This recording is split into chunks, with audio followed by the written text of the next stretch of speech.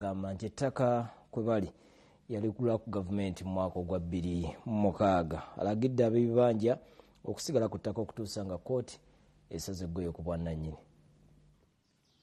RDC Wakisa Justin Mbabazi okutuuka okuyingira mu nsonga z'enkaayana z'ettaka lino kiddiridde abatuuze ku kyalo Mpegwe kiri mu Wakiso okuddukira mu ofiisi ye nga balumiriza omugagga ebitone okubaliisa kakanja. Ettaka eryogerwako liweza yiika 561 nga kuliko ebibanja abasoma 300. Bafunye obuzibu babadde basibwa olw'abantu ababagobaganya ku kibanja ku bibanja byabwe nga beeyita bannannyini ttaka. Tegeeza nti ono abasibisa amakomera olw'okulwanira ebibanja byabwe bamaze emyaka egiwerako. Ne chairman bamuggyako, squareman bamuggalira. Squareman ng'akyali munda, ekibanja kye baakisibako ssengembe ne kalitoosi ne bamukuula nga byo bikolwa mukulu Mawejje. Mwami Mawejje buli kaseera yantwalanga mumpaabira misango egya buli ngeri ngambulana kusaalirira ku kyabanja. Olukiiko olutuuziddwa ku kyalo kino abatuuze balumiriza omugagga okupangisa abavubuka mu kiro ne bamenya amayumba gaabwe nga n'oluusi nti akozesa abasirikale okuva ku poliisi ekakiri n'atwala guleeda okusenda ebibanja by'abatuuze n'okwonoona emmere yaabwe. Mawejje alina emizannyo gy'azannya muno era tugimanyi bulungi. Bajja ekiro ne bamenya amayumba g'abantu ne batandika okugobaganya era wali baasenda era ennaku zino mbaddewo wa mukulu DPC nga waliwo tractor eri eneesenda situgimanyiiko. Bakira buli aweebwa omukisa okwogera ng'alaga RDC n'ab'ebyokwerinda abadde mu lukiiko okutulugunyizibwa kwe bayitamu okwaviirako n'abamu okudduka ku kyalo. Omwami oyo yajja n'asenda n'asala ekibira kyange ekya kalituusi kyali ekazi 7 n'asalako ekazi 4.5 emiti n'agitwala nga talina yadde court order. Alituusi waayika 10 Mawejje yamutemanga kiro n'asala olukwesikwesi n'ayita ne mu kooti eya wansi paka lwe yamusala yenna n'amumalako. Omugagga Mawejje akigumiza nti ettaka lino yaligula mu mwaka gwa 2006 oluvannyuma lwa gavumenti okuliranga ye ne munne kati omugenzi ne baligula nga tebamanyi nti waliko ab'ebibanja. Ettaka eryo bwe lyalangibwa ne tugenda nze ne mwami Kateesigwa ne mwami Rogers Dungu bayogeddeko waliwo akakundi ko akalowooza nti kalwanira ettaka akagamba mbu ettaka tetwamanya ekyapa kyagenda kitya mu bbanka. Kati ezo nsonga si zaffe kubanga gavumenti yatunda. RDC abasomesezza etteeka ly'ettaka n'alagira omugagga okuyita mu mbuga z'amateeka atesaganya bulungi n'ab'ebibanja. Nannyini ttaka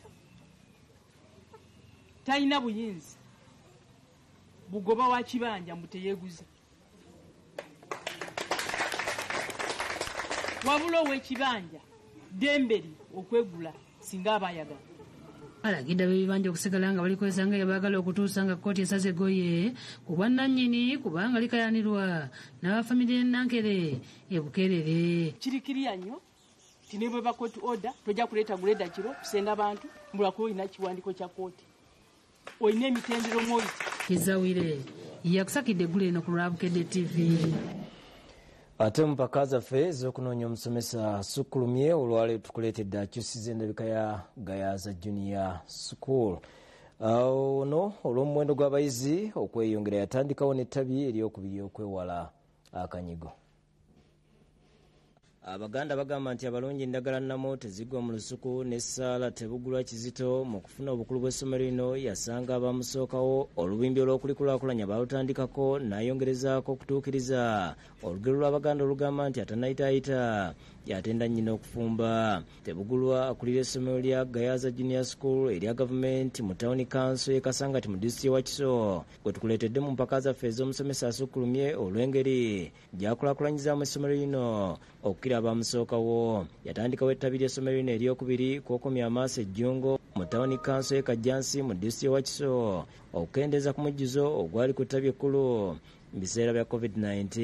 Tebugulwa enzalo y'ekyakiddu essingo mu disitulikiti Kasanda atuwulidde nti Gayaza Junior yajjawo ng'omusomesa owa P3 awo mukama we Margaret Kibuuka Najjemba we yamulabira olw'okusukkuluma ku banne mu bukozi n'amuwa obwaddoosi mu kaseera mpawe kaaga n'afuulibwa amyuka omukulu w'essomero oluvannyuma n'afuna eky'omukulu w'essomero omujjuvu mukyala Kibuuka ng'awummudde. Kale nakyo nkyebaliza Katonda kubanga nali sikisuubira naye ndowooza abaalinga bandaba bo balaba nti nkisobola. Ng'afuulidde omukulu w'essomero lino yayongera okukyusa endabika yaalyo n'okumaliriza ebyo mukyala Kibuuka byaleka atandiseeko okuli ettabi ly'essomero lino ery'okubiri. Pulogulaamu yonna eyalinga egenda maaso ku mulembe guli era twali tugimanyi nti bwava ku kino tuzaako kino, bwava ku kino tuzaako kino. Kale we yakoma nange we natandikira ate kaakati tutandise Jjungo nga bwe babagamba.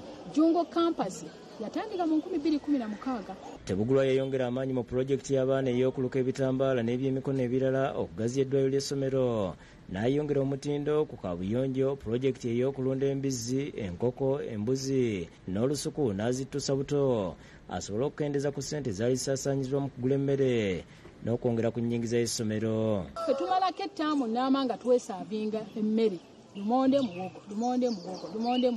Essomero lino emabega lyali teriwulikika mwaga agakola obulungi. Tebugulwa ne ttiimu ye ne bakola butaweera okutumbula ebyensoma ekyaviirako n'abaana abafuna zi first grade mu bibuuzo by'eppeero y'okweyongera nekisikiriza abazadde okubongera abaana.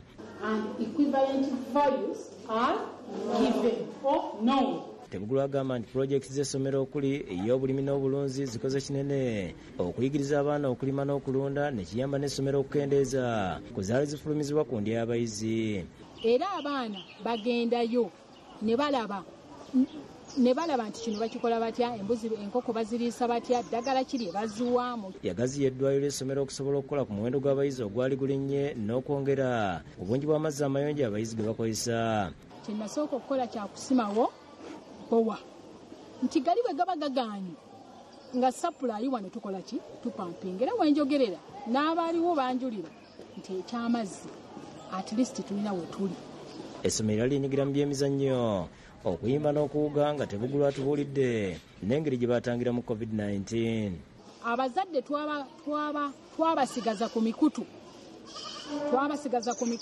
nga mugira ne mubasuulirayo kawaaka n'obagamba bwe mumala kawaaka ako mukazze nga mukozesa omukutu. Venerable Canon Moses Banja akulira akakiiko akuvuza ak'essomero agambye nti Tebugulwa akomezzaawo ekitiibwa kya Gayaza Junior School.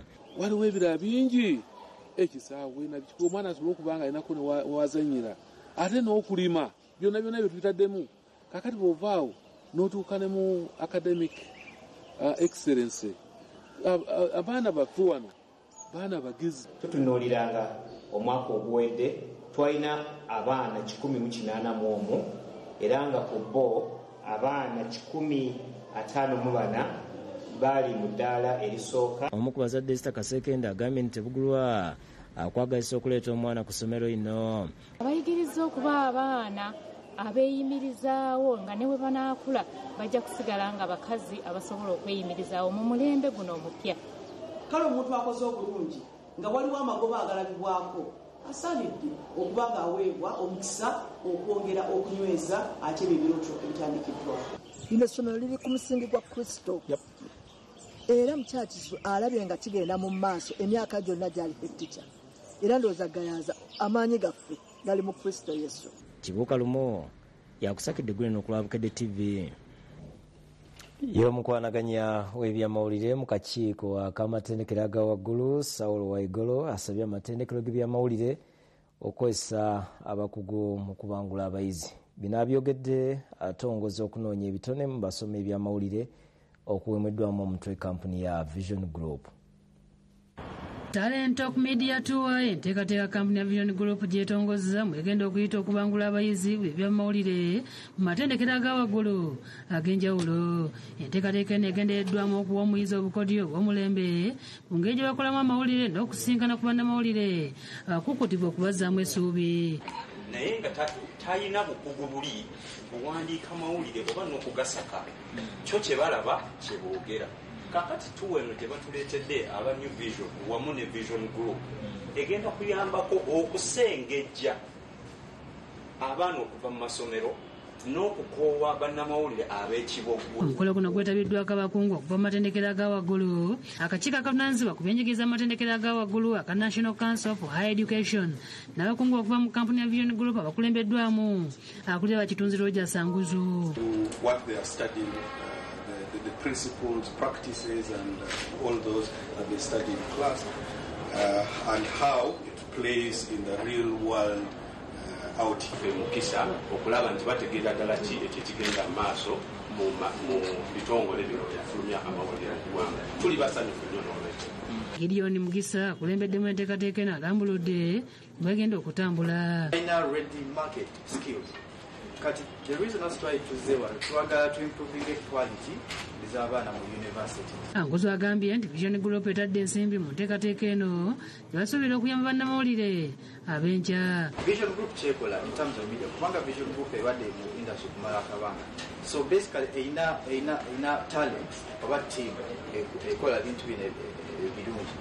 So twagala tufune eno tiimu egenda eyigiza abaana mu masomero omugwanaganya ebyamawulire mu kakiiko akatwalira amatendekero aga waggulu Sawulo Waigolo asabye amatendekero aga waggulu okwongera okulinyisa omutindo gwa bannamawulire. Twogera ku byamawulire olwaleero twagalanya amatendekero naye yekinyusi kyaffe tegafulumya ab'amawulire abali ku mutindo babeere n'ebyetaagisa mu kutendeka ab'amawulire. Si kubanyumizaako bunyumiza nti bwogenda mu studio recordinga naye nga tamanyi barecordinga batya beeditinga batya. Enteekateeka eno egenda kutandikira mu Buganda oluvannyuma ebuna ebitundu by'eggwanga ebirala. Julius Kafuluma yakusakidde eggulu eno ku Lwabukedde TV.